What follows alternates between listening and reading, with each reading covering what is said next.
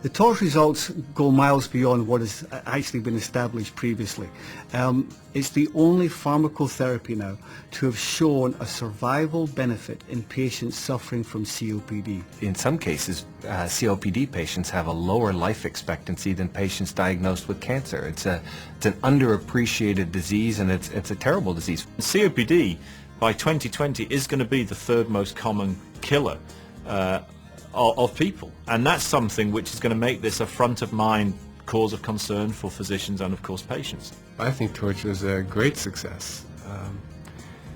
It's rare when you can actually do a study that looks at the course of a disease over as long a period of time as we looked at it, and with as many patients as we looked at. This is a breakthrough in the respiratory world, and it's certainly equivalent to some of the tremendous things that we've seen in statins and in smoking cessations and in some oncology products. So I think this is extremely strong science and extremely good news for patients. We're here not just to simply repeat what somebody else has already done. We're here to try and find out new things which make a real difference. To be able to deliver a survival benefit to patients who are suffering from COPD is really one of the great achievements of the company in the last 5 or 6 years, I think.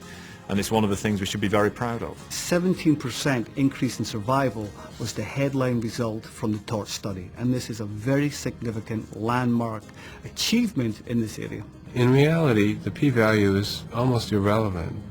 What we're looking at is the signal, and the signal is that it produces a 17% decline in mortality in patients with COPD. This offers real hope to patients in terms of being able to deal with a very debilitating disease. I think it's just tremendous news for GSK.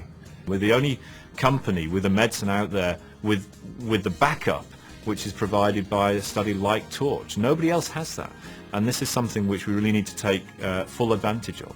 What we've shown in our studies is that Advair changes the course of somebody with COPD and reduces their mortality. This is the pharmaceutical industry at its best.